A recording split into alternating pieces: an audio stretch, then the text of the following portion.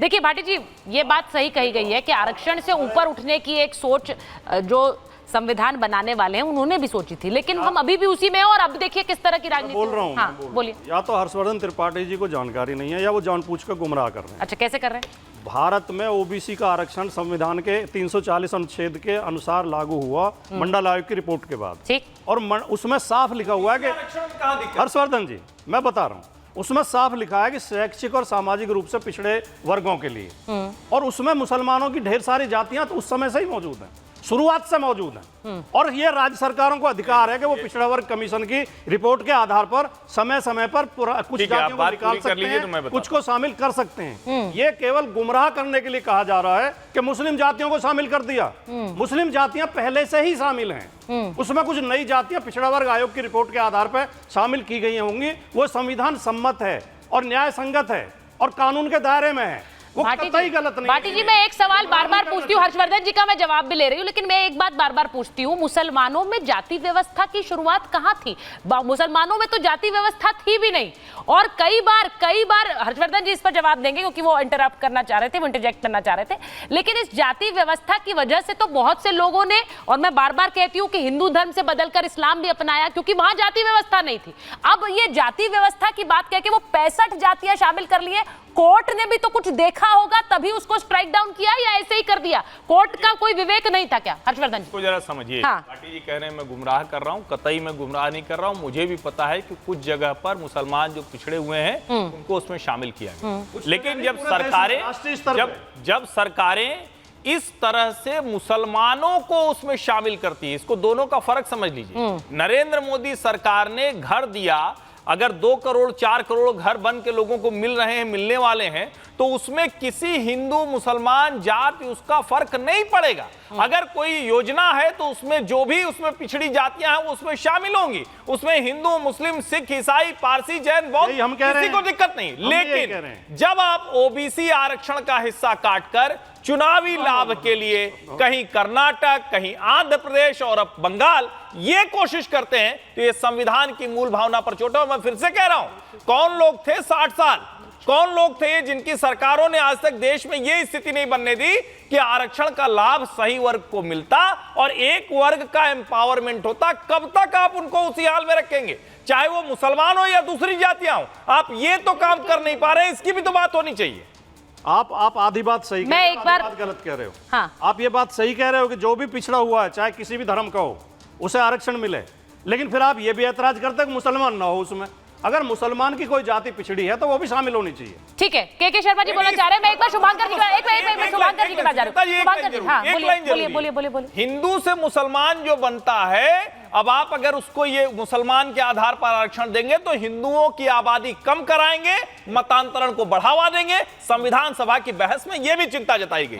अब मैं एक बार का नाम लेने की जरूरत ही नहीं है। शुभांकर जी के पास एक बार जा रही हूँ। शुभांकर जी जरा जल्दी से बताइए, हाईकोर्ट के फैसले पर अगर कोई भी मुख्यमंत्री, अगर योगी आदित्यनाथ ये बात कह दे कि मैं नहीं मानता हाईकोर्ट का फैसला, तो ममता दीदी क्या रिएक्शन देती?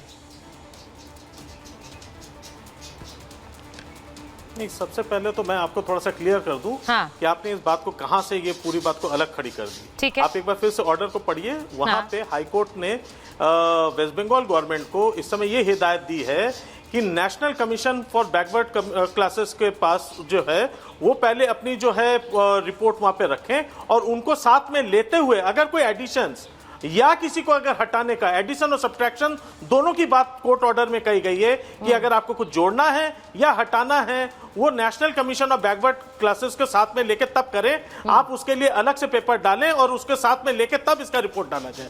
उन्होंने इस बात के ऊपर कभी कहीं पे ये बात नहीं कही है कि ये पूरा मना है, आप नहीं कर सकते। उन्होंने ये हिदायत दी है कि national commission of backward classes के पास लेके जाएं, वहां से आकर रिपोर्ट लाएं। तो इसको थोड़ा सा घुमा फिरा के तो पहली बात मत दीजिए। जैसा न्यूज है न्यूज को वैसे करके रखें तो इसके ऊपर तो डिस्कशन हो सकता है। न्यूज को घुमा के रखेंगे तो डिस्कशन कहां से होगा? और रही बात, जहां तक आप लोग बार बार कहते हैं, अभी उसका जवाब शायद भाटी जी ने बहुत अच्छे तरीके से दे दिया कि बार बार आप लोग कहते हैं कि मुसलमान ला दिए गए, बैकवर्ड क्लासेस, और इसमें बाबा बैकवर्ड क्लासेस में एक बात तो मैं सबसे पहले आपको बता दूं, कोई भी जो राजनीति है, किसी भी प्रकार का इलेक्शन है, वो अल्पसंख्यक के मतों पर से नहीं जीता जाता। लेकिन उसके बावजूद अगर अल्पसंख्यकों का अगर कोई साथ में लेके चलता है तो समझ लीजिए वो राजनीति से ऊपर उठ के कर रहा है। वाह, नहीं सर, ऐसे नहीं कह सकते। आप कह रहे राजनीति से ऊपर, मैं बार बार यही कहती हूँ, अगर आज यही फैसला कोर्ट का फैसला दरकिनार करके योगी आदित्यनाथ या नरेंद्र मोदी कुछ कर दे तो आप कह देंगे कि हाँ वो राजनीति में सबको साथ लेकर चलते हैं। तो यही बात तो वो कह रहे हैं। अगर वो कहते हैं कि भाई आरक्षण धर्म के नाम पर नहीं मिलना चाहिए तो वो भी सबका साथ सबका विकास की बात कर रहे हैं। वो कह रहे हैं धर्म के नाम पर ना हो। सर ये तो कन्वीनियंट पॉलिटिक्स है सर। ये इसको कैसे आप सही ठहरा सकते हैं? जल्दी से बोलिए। अपने मैनिफेस्टो में क्यों नहीं लाती है भाजपा? अपने मैनिफेस्टो में ये बात क्यों नहीं लाती कि आरक्षण आती है, आरक्षण हटा देंगे? गए होते, इस बात को भाजपा बेईमानी मन में थी। अगर वहां जाते तो मुस्लिम की जातियां उसमें शामिल होती ही नहीं, नंबर एक। दूसरा, यहां तो आप आरक्षण में ओबीसी मुस्लिम जातियां घुसाएंगे, वहां आप चाहेंगे कि मुस्लिम मतदाता समूह आपको मुसलमान के तौर पर मिले। हिंदुओं में सालों से चली आ रही, दुर्भाग्यपूर्ण है, किसी को नहीं करनी चाहिए हिंदू मुसलमान की राजनीति। लेकिन इसी राजनीति देश में क्या लिखा जाता है? 100-125 सीटें मुसलमान तय करते हैं। क्यों तय करते हैं भाई?